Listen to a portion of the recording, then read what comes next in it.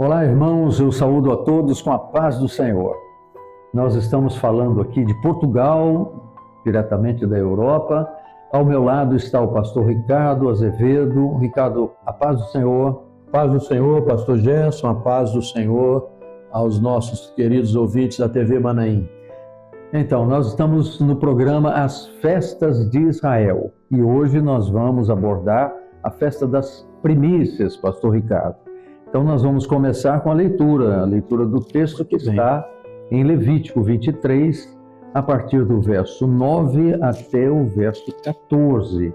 Eu vou pedir a gentileza ao pastor que faça essa leitura para nós, enquanto certamente os nossos telespectadores vão acompanhar na tela. Muito bem, então vamos lá. Levítico 23, 9 a 14 diz assim: E falou o Senhor a Moisés, dizendo: Fala aos filhos de Israel e diz-lhes: Quando houverdes entrado na terra que vos hei de dar, e cegardes a sua cega, então trareis um molho das primícias da vossa cega ao sacerdote. E ele moverá o molho perante o Senhor para que sejais aceitos. Ao seguinte dia do sábado, moverá o sacerdote. E no dia em que moverdes o molho, preparareis um cordeiro sem mancha de 1 ano em holocausto ao Senhor. E a sua oferta de manjares serão 2 dízimos de flor de farinha, amassada com azeite, para oferta queimada em cheiro suave ao Senhor. E a sua libação de vinho, o quarto de 1 hin. E não comereis pão, nem trigo tostado, nem espigas verdes, até aquele mesmo dia em que trouxerdes a oferta do vosso Deus. Estatuto perpétuo é por vossas gerações em todas as vossas habitações. Ótimo, muito obrigado, pastor Ricardo. Vamos então, meus irmãos, eu vou fazer a leitura aqui de alguns aspectos históricos, pastor Ricardo. Muito bem, é importante, né, pastor Gerson? É importante a gente ter uma base histórica e aquilo que era aplicado para Israel. Primeiro, que essa festa era chamada de Yom HaBikurim, que é o nome hebraico, né? Festa das primícias. A referência principal já está aí em Levítico 23, de 9 a 14, que você leu, e ela era celebrada no dia seguinte ao sábado, que ocorre durante a festa dos pães asmos. Geralmente, então, é no domingo de Páscoa, né? Marca o início da colheita da cevada, que era a primeira safra a amadurecer em Israel. Vale dizer que essa orientação foi dada ainda no deserto, né? Os irmãos sabem disso, mas a celebração dela só se cumpriu, evidentemente, quando eles entraram na terra de Canaã, na terra prometida. O que são as primícias? Então, a palavra hebraica bikurim tem um significado que é primeiros frutos. Esse significado, primeiros frutos. Era o primeiro feixe, alguma versão nossa chama de molho ou molho, segundo, né, algumas regiões do Brasil interpretam ou pronunciam essa palavra dessa forma. E esse primeiro feixe da colheita era oferecido a Deus antes de se colher o restante da colheita. Interessante que era um ato de fé, né? É verdade. É um ato de fé, de gratidão, reconhecendo que Deus é a fonte de toda provisão. Você vê que, né, o temor dos judeus dentro dessa festa. Agora, há algumas orientações, você leu aí bem claramente em Levítico 23, como essa festa deveria ser celebrada. Então, o texto diz, né, primeiramente, o molho movido, que em hebraico é omer. O feixe da colheita era levado ao sacerdote, né?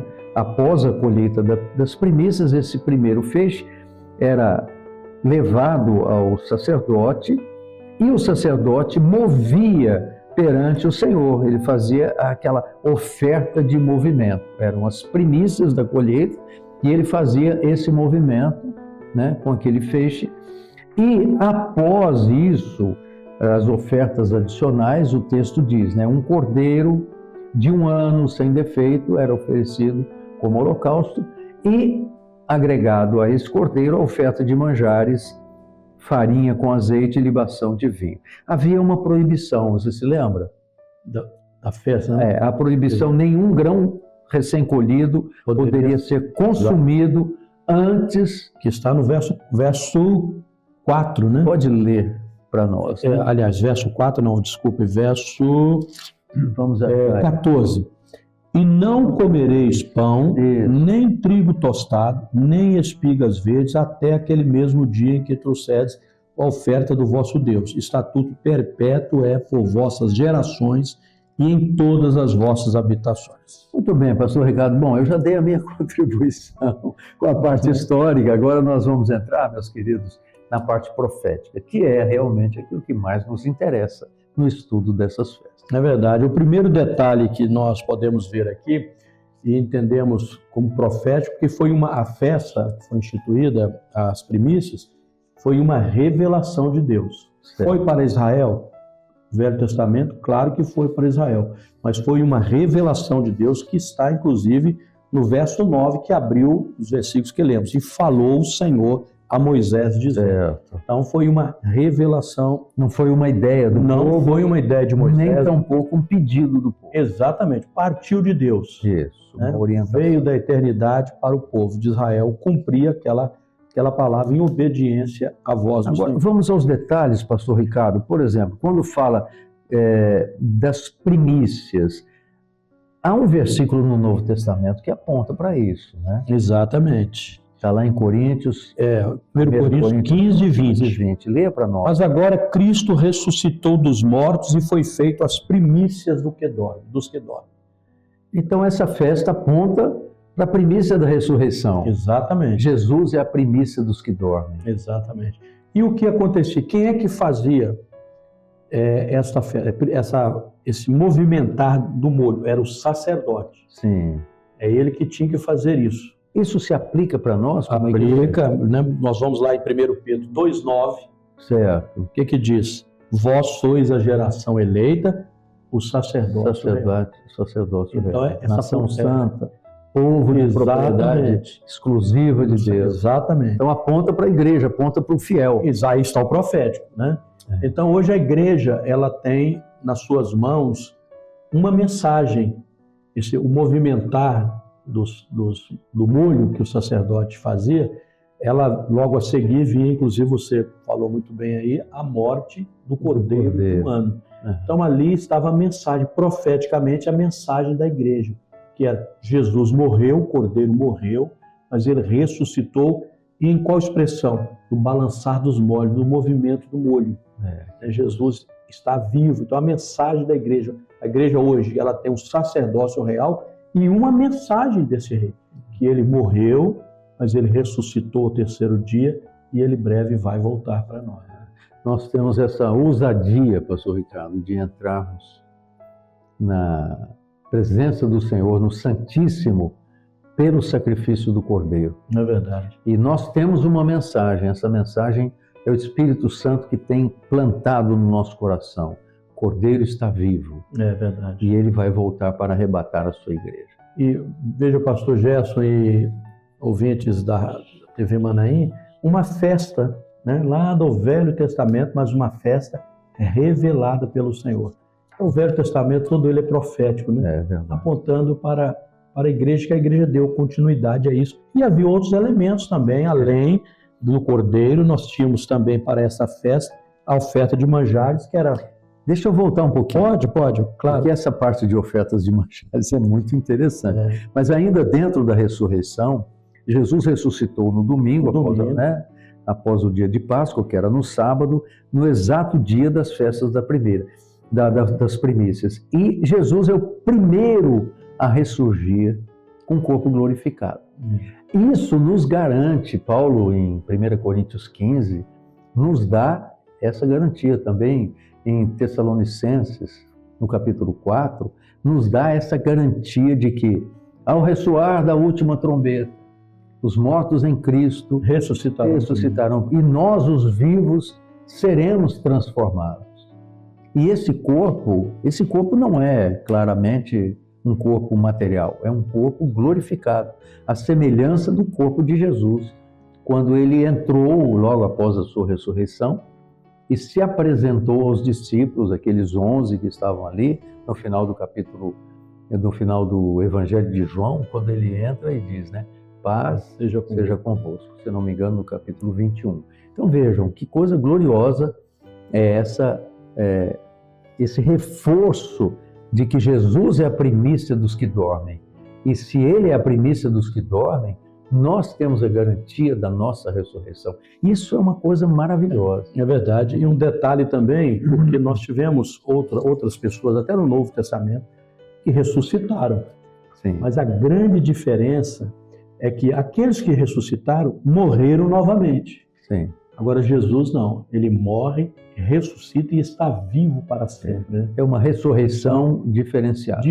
É a ressurreição para a vida eterna. Para a vida eterna. E no nosso coração, pastor Ricardo, há esse clamor, não é verdade? Porque isso acontecerá no dia do arrebatamento. É um clamor diário, né? Clamor diário. Paulo fala isso aos Romanos, no capítulo 8, quando ele diz, né, 8:23, se os irmãos puderem colocar esse versículo na tela, pegando um pedaço desse versículo, né? Nós também gememos em nós mesmos, esperando a adoção, a saber, a redenção do nosso corpo. Então, diz assim, né? Assim como as primícias eram um sinal da colheita vindoura, a ressurreição de Cristo é a garantia de que nós também, servos de Deus, queremos ser fiéis até a morte, nós ressuscitaremos no dia do arrebatamento. Coisa maravilhosa, pastor Gerson. Nós estamos falando de morte, ressurreição e da volta de Jesus, usando uma festa lá do Velho Testamento. Exato. Mas por quê? Profética, a importância profética. Que maravilha, né? Aquilo que o Espírito Santo faz e dá vida. Aí sim eu gostaria que você falasse daquele elemento que faz parte, que é a oferta de manjares. Era uma farinha fina misturada com azeite, também fazendo menção profética da palavra do Senhor, né? Não era só a farinha, era a farinha misturada com azeite. Não era só o mover do molho, mas era o mover do molho e logo a seguir, né, era a morte do cordeiro de um ano. Agora que é a farinha mais o azeite. É a palavra revelada pelo Espírito Santo, a presença profética em uma festa, em uma das festas de Israel, por revelação de Deus, mas ali estava apontando para a beleza da vida da palavra, a palavra de Deus. Só como a farinha fina, é a palavra histórica, litúrgica, de toda maneira. Racional, mas ela precisa hoje para nós, para ser palavra viva, o mesmo que inspirou com o Espírito Santo, é o azeite aqui, é o mesmo que revela essa palavra. Né? Que maravilha. E ainda tinha um outro elemento que seria a libação. Libação era aquele ato de oferecer o vinho, né, como uma oferta de gratidão, como uma parte da celebração dessa festa. É verdade. E esse vinho fala do Novo Testamento. Do Novo Testamento. Do cálice, né? Esse cálice é o Novo Testamento, a nova aliança. No meu sangue, disse Jesus. Então, lá atrás, como você já disse, para o povo de Israel, quantos elementos proféticos tem para a igreja, né, meus irmãos? A principal delas, né, o principal desses elementos proféticos, é a primícia dos que dormem. Né? Paulo fala isso, né, que Jesus é a primícia dos que dormem. Citamos, né, Coríntios? Citamos. E agora, esses detalhes maravilhosos, né, da oferta de manjares, do molho movido e do vinho, né? A morte do cordeiro, tudo isso fazendo parte de uma grande celebração. E tem um detalhe também, nós já estamos indo para o final, mas da expressão estatuto perpétuo. Alguém pode perguntar assim, então a igreja ela vai comemorar esta festa porque é estatuto perpétuo, mas é estatuto perpétuo porque estava presente a profecia. Então a igreja vive a profecia, né? A perpetualidade está na profecia, não na festa, né? Isso. Para Israel teve um tempo, né? Isso. Foi o Velho Testamento, Jesus veio, cumpriu em si toda a lei e nos abriu a porta da graça. Maravilha. Então ele veio para os que eram seus, mas os seus não receberam. Mas a todos quantos o receberam, nós, infiéis, pecadores, mas recebemos Jesus, deu-lhes o poder, o privilégio de serem chamados filhos de Deus, a saber, aos crentes, aos que creem no seu nome. Glória a Louvado Deus. seja Que o nome do maravilha, Senhor. hein? Cada festa é um tesouro, né? Um tesouro, uma preciosidade.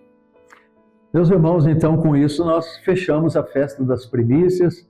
A todos a paz do Senhor. Pastor Ricardo, a paz do Senhor. Obrigado por estarmos juntos aqui. Amém. A paz do Senhor, pastor Gerson. A paz do Senhor a todos os ouvintes da TV Manaim.